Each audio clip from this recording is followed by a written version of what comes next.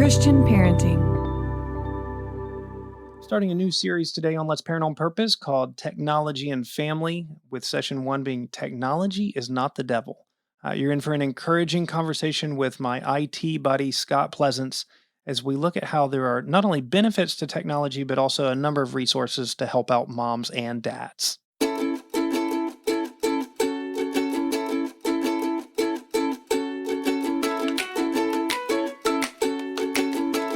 Really having your technology in a common place where they're not hiding things. When you see your kid just kind of keep things secret and hidden from you, it's not a good sign.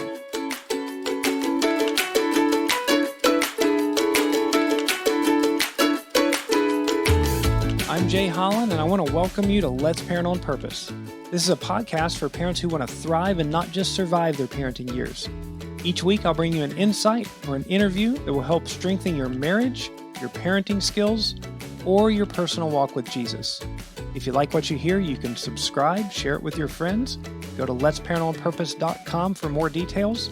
And if you really like it, you can sign up for my Things for Thursday email and get a copy of my Fun Family Conversations ebook by texting the word THINGS, THINGS, to 66866.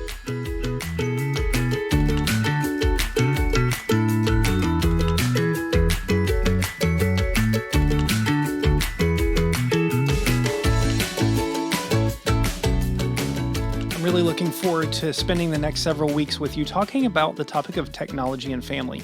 Technology is an ever-creeping entity in our life, and sometimes we can be scared of it, but you know what? There's a lot of wonderful aspects to technology as well. You're listening to this podcast because of several amazing technologies, not just your phone and your earbuds or your truck and all of that, but the very fact that I could learn how to do the various parts of a podcast through technology, and just the amazing thought that this is produced in all kinds of places in the country. There are people involved in the United States, in the Philippines, in New York, and in Texas, and I don't even know where else that come to just bring you this one simple podcast. So technology is amazing, but technology can also be terrifying. So over the next few weeks, in addition to our topic today, I'm going to be doing a review of the Netflix documentary, The Social Dilemma, that's about social media. We're going to be talking with Eliza Huey on setting screen limits and how to talk to our kids about screen time. We have one with Shane O'Neill on recovering from pornography and addiction. It's going to be a really good month. You're going to get a benefit out of it. You're going to get a blessing. And let me tell you a little bit about my guest today. Scott Pleasance has actually been a friend of mine for over 20 years now.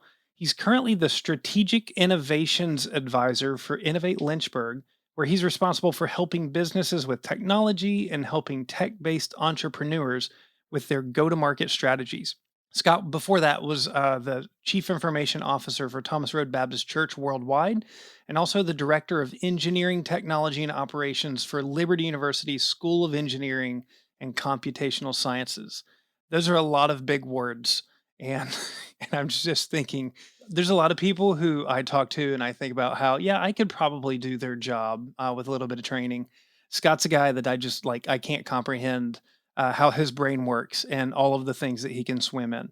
But the good news is he's a believer, he's a husband, and he's a dad. And so in addition to helping companies and organizations with their technology issues, he has a deeply vested interest in his own family having an appropriate handle on technology, as well as helping other moms and dads with that. So as we talk today, and we're going to talk about how technology is not the devil, we're going to go through a number of products that are actually really helpful for you getting a handle on some of the different technology challenges that you might have between virus protection, screen time, safeguarding with filters, and just a number of other things that can really help your family. Products that Scott has liked, products that I have liked.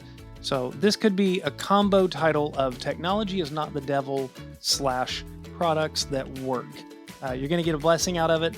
You're not going to be able to keep track of everything he mentions, and so this is one where I very much encourage you check out the show notes for this podcast, because we will list with links all of the different products that Scott mentions, and then, hey, just make a plan and go after the ones that are helpful to you.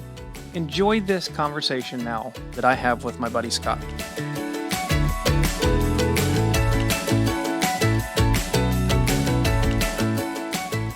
Scott Pleasance, it's so good to get to talk to you and see your face and have you on Let's Parent on Purpose. Welcome. Well, thank you for having me.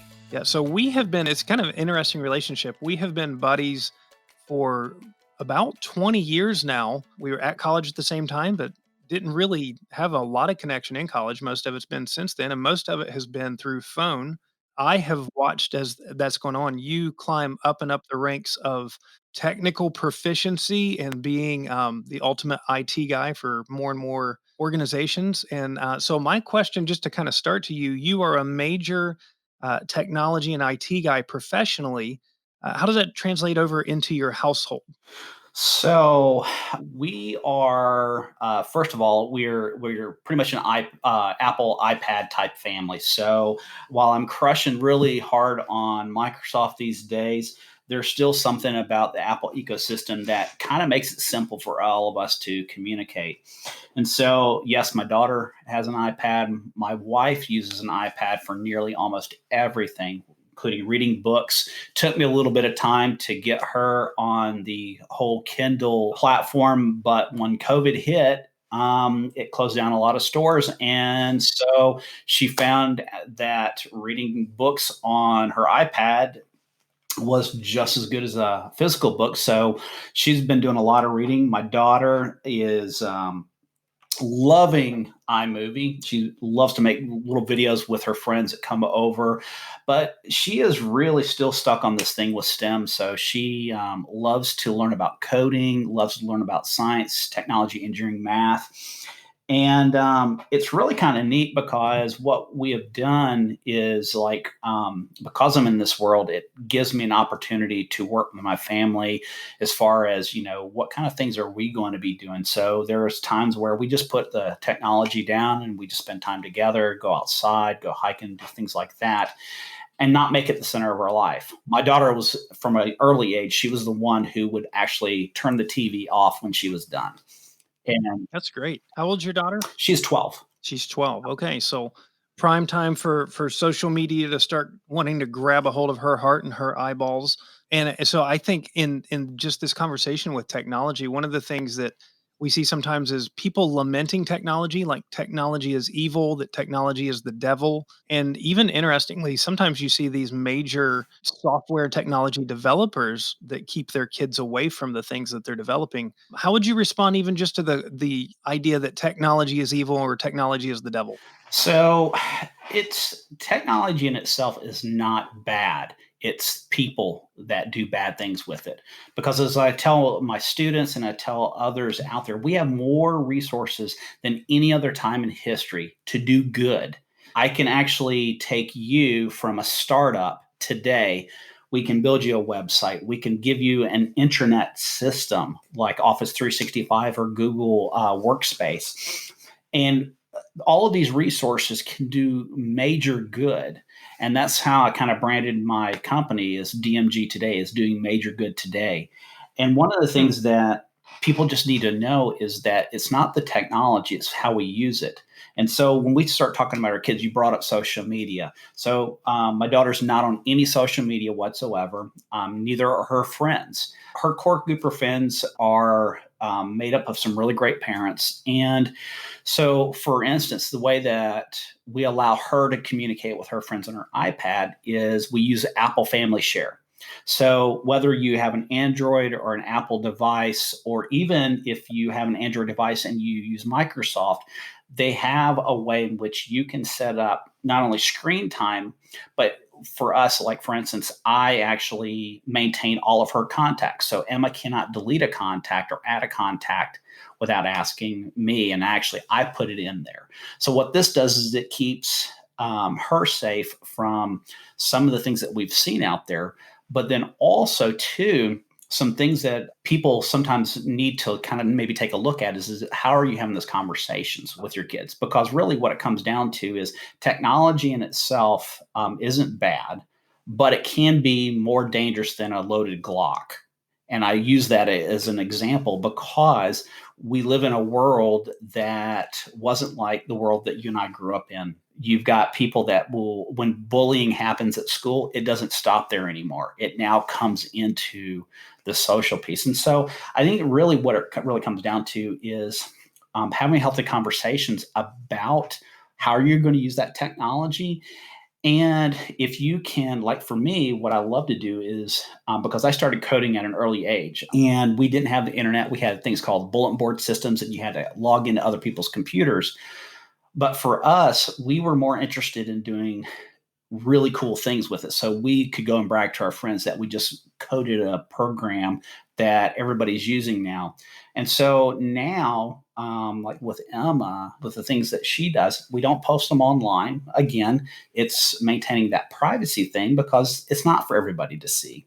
But then we also will encourage her to kind of look at things like what can you do that's good with this particular application. So does that make sense? Yeah, it does. One of the things I think it might be in the documentary The Social Dilemma, which I'm actually going to do a whole podcast on. It's phenomenal. Really will kind of make you do a second look at a lot of your own, not just for your kids, but your own engagement into social media. But one of the things that somebody said in there, and he was a developer or something like that, is that technology and these platforms, they should be a tool that you use. And a tool doesn't dominate your life. I have a garage full of tools. I have a hammer, I have a table saw, I have a chop saw.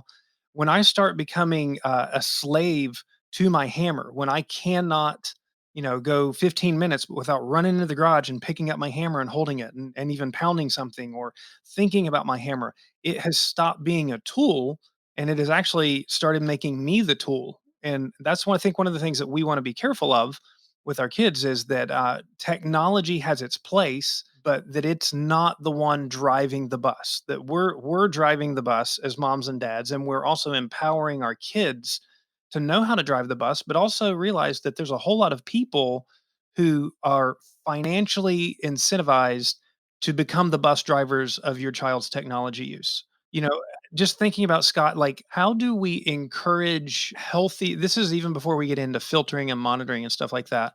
What are some conversations that you think are healthy to encourage healthy use of technology? And also just this, hey, be careful, beware, without your kids just rolling your eyes. Sure, dad. Every parent says this.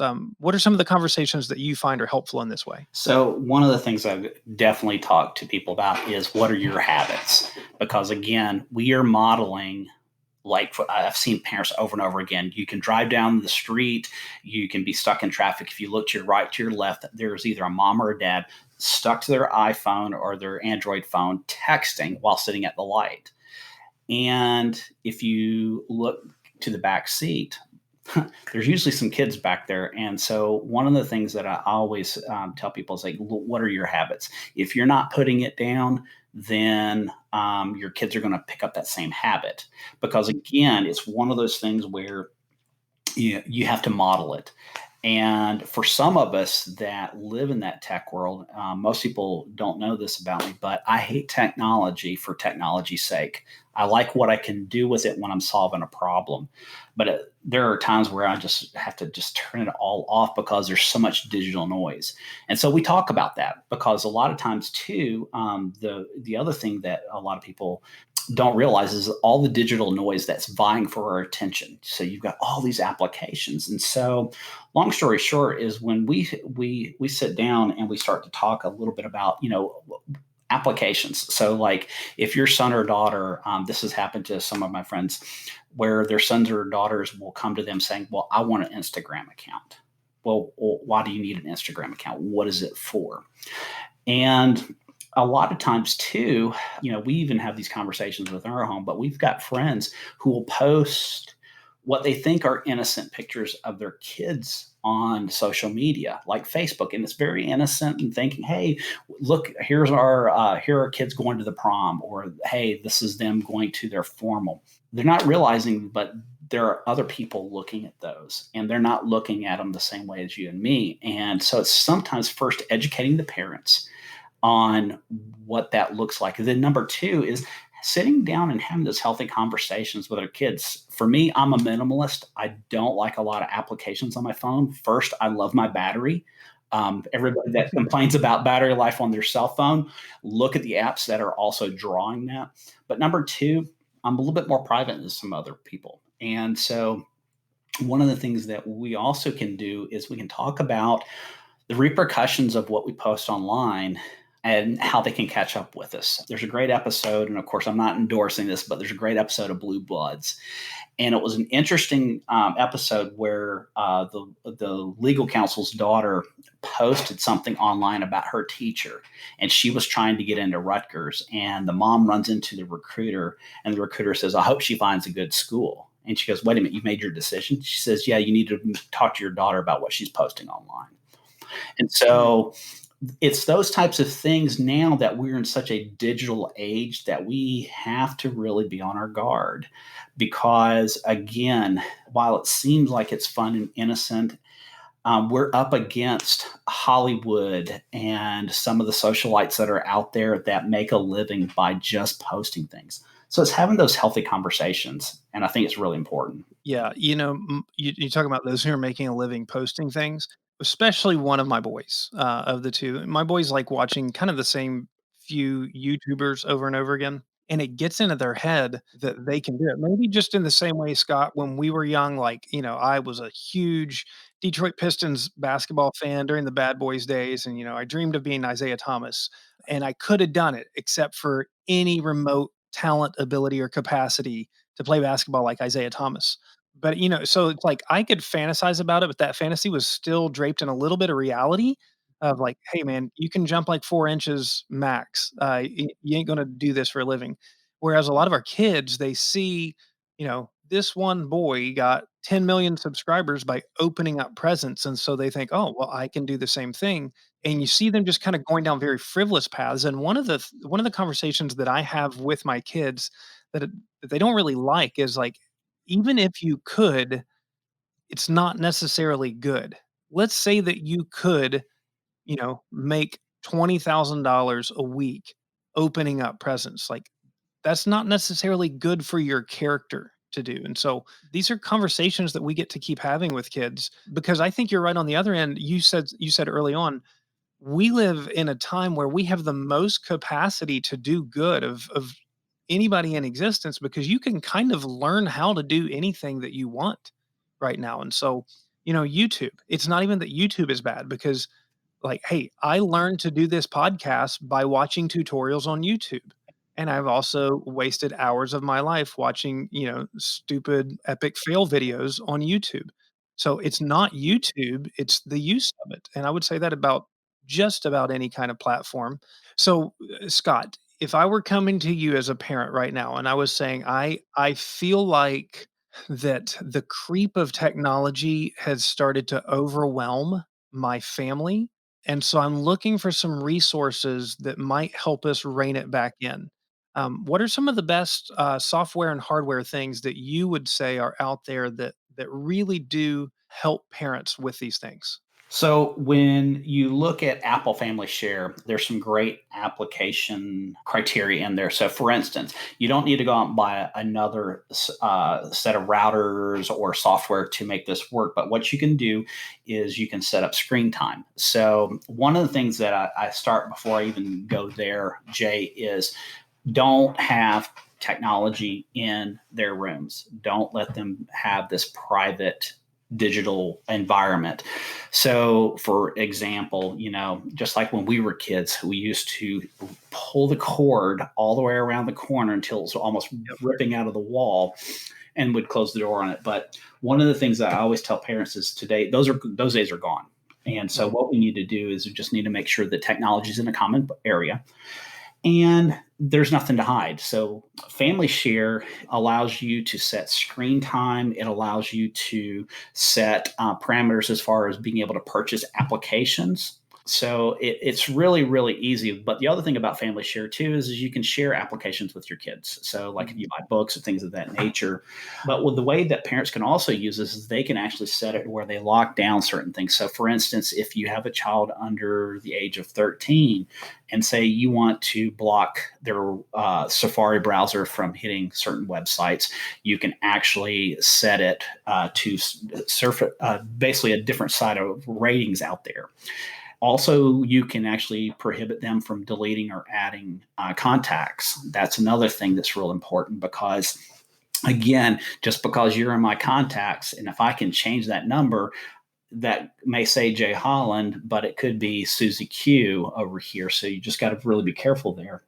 But then you can also block certain things like Instagram, Facebook. Scott, say that again real quick. You Yeah, said prevent them from adding or deleting contacts because they can put, just because it says it's that name, that doesn't mean that it's that person. So let's say that you don't want your kid to talk to Bob because he's the biker boyfriend who chain smokes. that's right. They might have it labeled as Bill, who's the nice librarian down the road. So you want something on theirs to where they cannot manipulate their own contacts. That's right. Okay. And it's having that conversation too, so that they don't feel like, well, you're just being treated like a child, even though they are, but you're having that conversation where it's not against them. It's for their own protection in a lot of ways. But you can also add some other functionalities there. And you can do this also within the Google platform, both with Google's Google Families and also with Microsoft Family Safety. But one of the other things too that you can do is there's some free, it's called DNS filtering. And what DNS filtering is something that you can actually add onto an iPad, an iPhone, or onto a computer, or to make it better in your home, you put it on the router. And what this does, you've probably heard of services like OpenDNS or say AdGuard or Cloudflare. Well, all of these actually have a couple of things going for them. First of all, they actually have some malware prevention, phishing prevention. Some of them have antivirus built into them. And also, it adds a layer of filtering. Now, you need to be very careful here too, because again, it's not perfect. It's technology, so nothing's perfect. Mhm.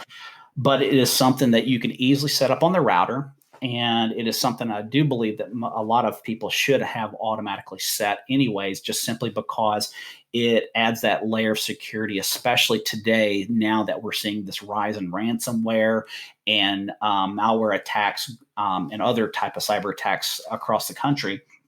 These are going to become more and more prevalent with individuals. But this is something that's easily done on the router level. And you can also set this up on the individual's computer or iPad or iPhone, Android phone, etc. It doesn't take a lot of work. Like I said, I'll send you some links that you guys could use, but these are 100% free.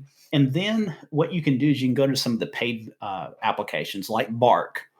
My friends at Bark, Matt McKee, he and I were talking about this the other day. One of the things that's amazing about Bark is it is a subscription-based tool that's very similar. It looks almost like Apple Family Share, but what they do is they use an artificial intelligence engine in there to look for keywords, say in a text message or in an email.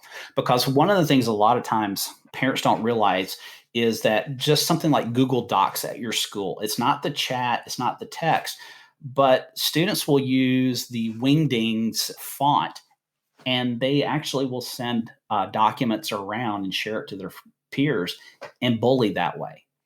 So it looks for it has some machine learning behind it. So Bark is really good. It's especially good for schools, but it's also good for mom and dad because if it senses one of these keywords, it'll alert mom and dad and saying, "Hey, you might need to go have that conversation with your son or daughter."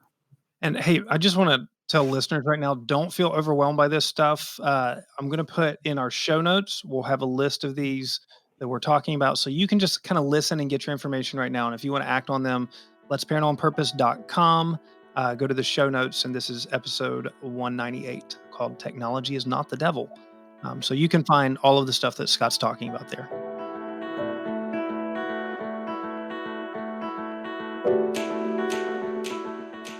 I'd like to take a minute to tell you about a ministry that has changed my life. Hope Givers is a mission that rescues orphaned and at-risk children in India. They gather the children in hope homes across the nation and feed, clothe, and educate them in the name of Jesus. Many of these children grow up to be pastors or missionaries to the most unreached cities and villages of India and South Asia. Others become doctors, teachers, or just moms and dads with stable jobs raising families, having escaped generations of abject poverty. Not only have I supported Hope Givers over the years, I've also visited Hope homes, schools, and churches in India several times. I've even spent Christmas at a Hope home in India with my family. Hope Givers is the real deal. If you're looking for a way to give to Jesus this holiday season, I want to encourage your family to purchase a Hope Chest as a Christmas gift for an orphan. You'll provide clothing, toiletries, a blanket, a sweater, school supplies, a toy, and a special Christmas meal for a child that Jesus loves and died for. Find out more at www.hopegivers.org.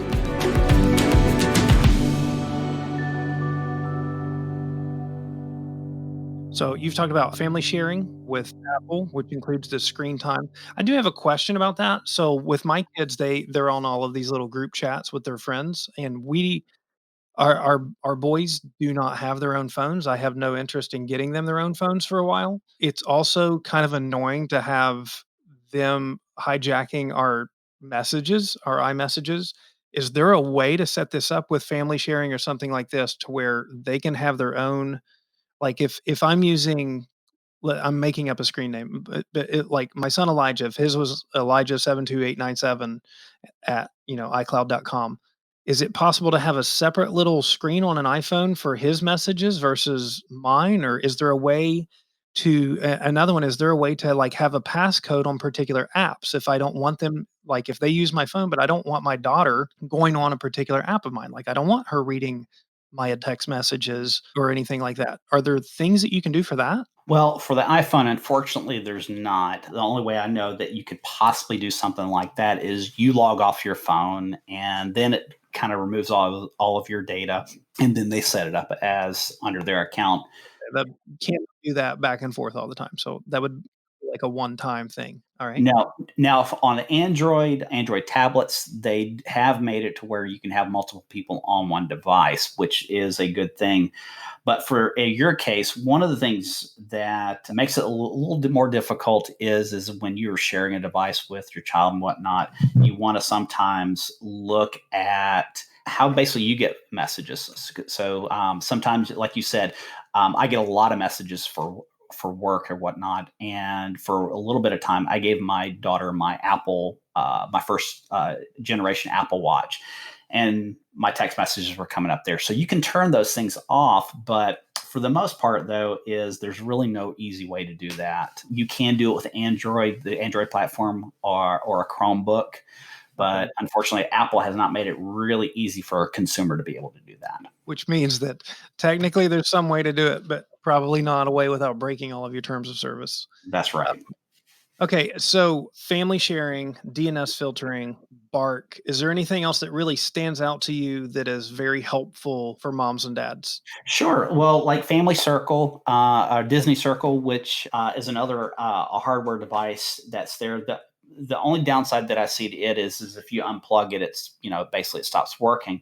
But the one thing that's good with Bark and Family Circle, it works whether you're on the network or not. So, like if I give you a cell phone and you're out and about, it doesn't stop working there. So that's a good thing. The one thing I would say too is go to your local Best Buy. Here's the thing: I'm all about pointing people to local retailers, and they have a wealth of resources right there at your fingertips. So, for instance, before COVID hit, most Best Buys, just like the Apple Store, would have workshops. If you hear of a workshop that, say, like for instance, Family Share. If they're not doing one, go and talk to them. They're more than likely very capable of doing one for you. But the one thing that I was going to tell you is that you can also buy a router with a lot of these functions built into it. And so one of the things that I tell parents to do is, for instance, find a good router, whatever it may be. Netgear makes one. that is super good. So does Google, but some of them also have antivirus and this filtering built into the router. And what's amazing about that is that now you've just kind of cut some costs. So instead of having to have antivirus on every computer, anybody that gets onto your network. So if you come over to my house, Jay, and you've pilfered every website out there that's got malware, you're not going to be able to get on my network because Hmm, it's going to detect that right away. interesting. So there's things like that that you can do. There are some other resources that are out there. Like I said, the DNS is one of the really good things that you can use. Here's the thing, and I've had this conversation over and over and over again. Macs do need antivirus. Let's just be forewarned. If you're not thinking safety, it's not a matter of if you're going to be attacked; it's when you're going to get attacked. So, for instance, if you are strapped for cash, you can look at antivirus software like Avira, which is very good. It's based out of Germany, really good, solid scores. Sophos is an exceptional one for families because you can manage all of your devices. I think you can manage up to 5 devices on one Sophos account, and it does have some rudimentary filtering in there as well. And so, if you do want to go to the paid version, my buddy Troy just recently did this. It gives you some additional functionality such as ransomware protection and whatnot. Now, if you're with a Windows device such as a Surface or whatnot, you can basically sign up free of charge and use their free antivirus that's built in. It connects to your family safety. And so it actually creates this nice ecosystem very similar to Apple. So those are some things that you want to think about.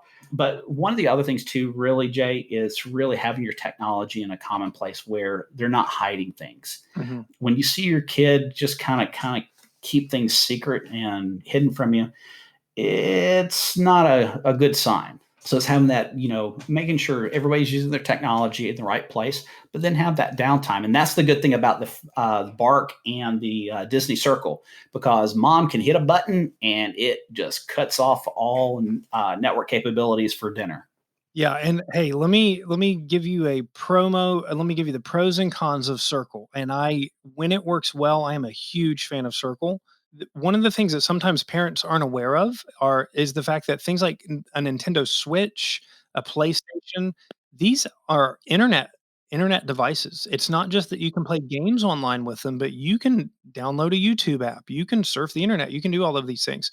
So with a Circle device from Disney Circle, you plug it into your Wi-Fi router, then you have an app on your phone. You can set up each device in your house that connects to the internet and assign it to a child. And so we have a PlayStation and a Nintendo Switch in my house. The PlayStation is one boy's, the Switch is the other boy's. I can go on to just for their account, any device that they have, they do not have YouTube access. Any device they have, they do not have Instagram, Snapchat, TikTok. They don't have ability to access or download these. They don't have web browsing ability. They can play online games with their friends. And then I can set a 1 hour a day during the weekday and 2 hours on the weekends screen time for them. And once they hit that, it shuts off their internet. If they're playing Fortnite and they've played 2 hours and they're in the middle of a game, it shuts it off. And that's just fine. You can reward them with extra screen time. You can take it away. And just like Scott, just like you said, you can hit a pause button and it'll pause all of the internet in your house. And that's amazing. What I have found is mine doesn't work really well with our PlayStation. It works like a dream with the Nintendo Switch. So fortunately, my boy that's got the Switch has much stricter screen time. My boy that's got the PlayStation, we've got to monitor it because the Circle doesn't work as well with it.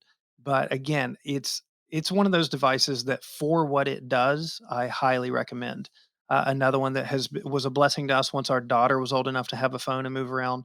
Life 360, which was an app that not only tracked where they were, but you could put kind of little GPS tags on it, so it would tell us when she arrived at school. It would also tell us when she left school, when she arrived at work.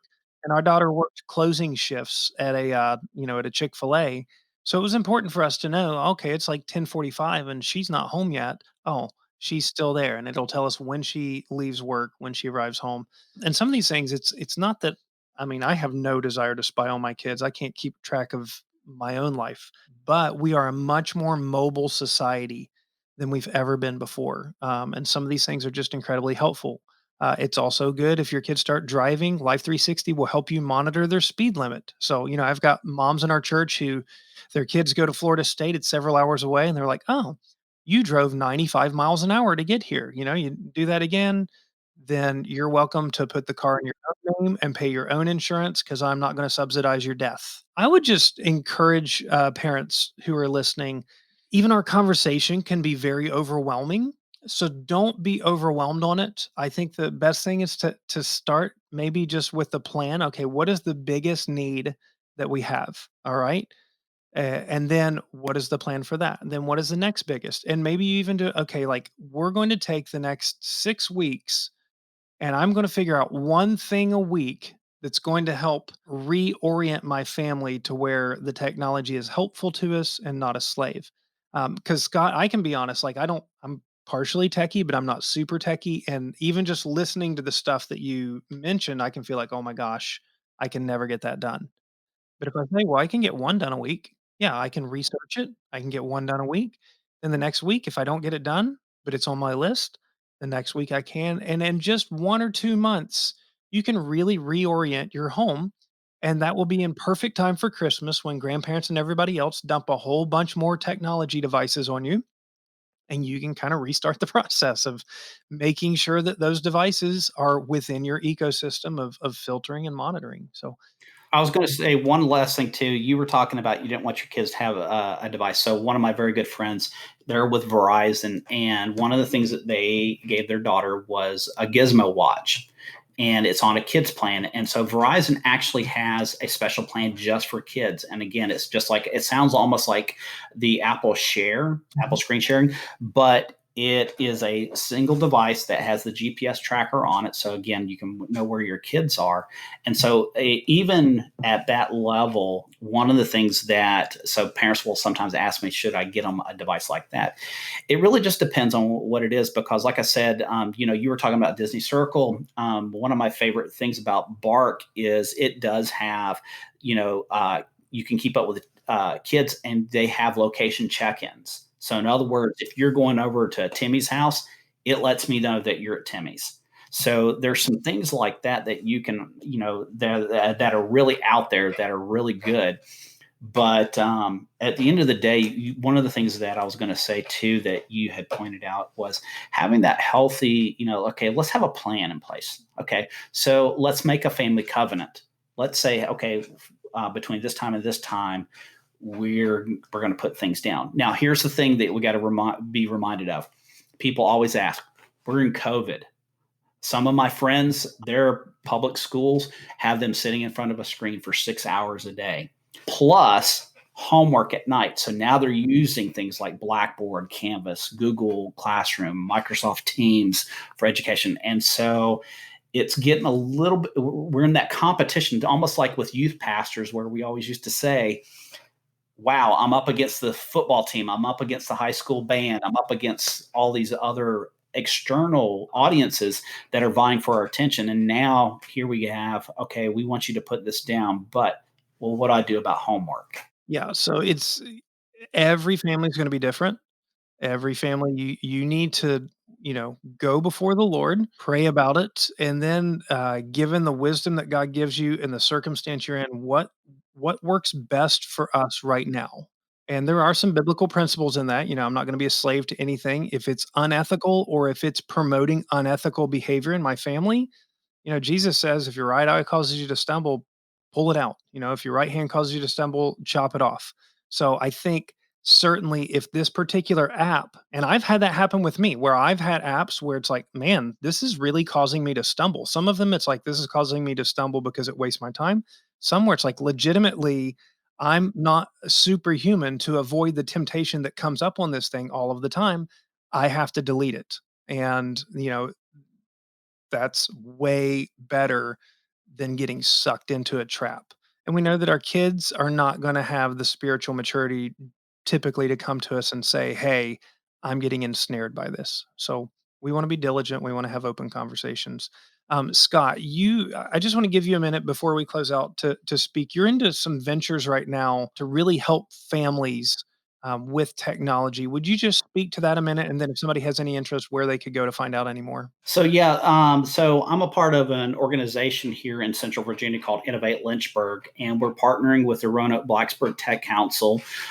We're one of 13 tech councils across the state of Virginia. And while we're ambassadors for the technology community and startups and businesses in the region, the one thing that we just recently started was this basically a series on cyber for all of us. And here's the thing. And again, when I tell you this, this doesn't mean shut off all your devices and become a hermit and never touch electronics again. But since a lot of schools have gone online, the New York AG pointed out that child predator activity has increased by 50% in New York alone. In Lynchburg and the Central Virginia area, we've seen an increase by 70%. So this is where what we're doing is we're helping to educate parents on some of the things that they just need to know. And it's not so much, let's hear all the horror stories. Guess what? We've watched everything there's known to man on YouTube or on TV or read it somewhere. Parents are like, okay, great. So I don't ever walk out of my house anymore. I don't turn on an electronic device. That's not the case. Now they're asking, okay, what can I do? Show me how to do this. So what we're doing is we started a series called Cyber for All of Us, which is bringing awareness to cyber, whether it means cybersecurity, protecting your own home network, protecting your computers with simple things that you can do today. Then we launched last week a session on virtual schools and how do you protect your kids. And as I pointed out earlier, one of the things that a lot of parents are up against is they say, how do you keep up with all of these applications? I mean, how do you know about this? So, for example, Calculator Plus is a good one. It looks like a simple calculator, but there's a little passcode that you put in there, and then kids can actually hide pictures there. So, what we do is we bring awareness to certain applications, but we also look at the rudimentary applications that they're using daily. So, a lot of schools are using Google Classroom. This is a great tool. Some are using Microsoft. But here's the thing, our students aren't dumb. We were creative back in our days on, how we got into trouble and how even you picked on somebody if you were that type of person. But now with the technology, they found ways of getting around that. And so what we do is we talk to parents about, how they can be more engaged with their schools, know their rights. And here's the thing too, and this is something that we really emphasize, is that especially with virtual schooling, this is a good time for you to be more actively involved. That means talking with your PTO and PTAs, because again, when parents actually are involved in education, things happen. And I'm a product of that because my parents and the parents of my friends were one of the reasons that we had computers in the Georgia school system. We were one of the first schools in the country to have a computer lab. But I started coding at a young age because they saw that was going to be the way of the future. So as parents are looking at technology, it's not to look at it as always a bad thing. Let's look at what we can do that's good. And then this Thursday, we're going to be doing a session on mobility and safety where we're going to talk about setting up your phones. So we've got some experts from T-Mobile, from BARC, and from the FBI that will be joining us. And then the last thing that we're going to be talking about is securing our assets. And this is something for those who are dealing with aging parents and kids. We call it the sandwich generation. But there are things that we should have in place, like a will, life insurance. But we also need to think about our passwords. And so having a good secure password safe like LastPass or NPass or Dashlane or some of the others that are out there, these are important. And you can actually even set those up as a family share because, again, if something happens to you or your spouse or, say, a loved one, you're able to access those accounts so that you can take care of business. And plus, too, it's a good habit to get into now because a lot of people are notoriously bad about keeping the same passwords for multiple accounts. And so long story short, we're going to start this month off since it's National Cyber Awareness Month, but we're going to continue this on because, again, we don't need to tell more stories. We just need to actually start to show people what they can do. It sets them at ease, and it also makes them a little bit more knowledgeable because, again, your kids being smarter than you, yeah, they may be smarter at knowing what apps are out there. But one of the things that I always tell parents is get together with your peers, especially your friends that might be in technology, and just say, hey, have you heard of any new apps that I should be aware of? I mean, TikTok's a good example. When it came out, I can't tell you, my phone was blowing up saying, should I allow my daughter or son to have a TikTok account? Yeah, it's just going to continue like that. Scott, where can somebody find out about what you're doing with Cyber for All of Us? And these are, by the way, this will come out, this episode, beginning in November. So these will have already happened. Can somebody go back and check them out in the past? Okay. You can go to www.innovatelynchburg.com and you can find them there. There are several articles that we'll be posting throughout the year regarding these topics. You can also go to www.d as in dog, M as in Mike, G as in golf, today.com. You can also find some of the articles there under the news. All right.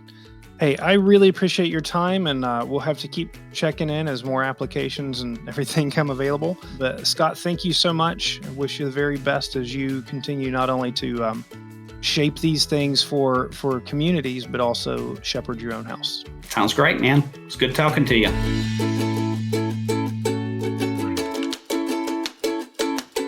Friend, I want to thank you so much for listening today. I pray it's been a blessing to you. And if it has, a couple things I would ask of you. Number one, share it with somebody else so that you can bless them. And number two, if you believe in the ministry and the Lord has put you in a place to support, would you consider becoming a regular supporter of Let's Parent on Purpose or a one-time giver if that's the spot you're in?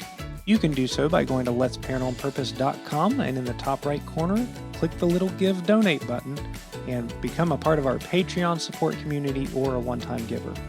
This is Jay Holland, thanking you so much for joining, reminding you there's all kinds of back issues and archives at Let's Parent on Purpose and ChristianParenting.org for you to explore. And I just want to remind you, parenting is a marathon, not a sprint. We'll talk to you soon.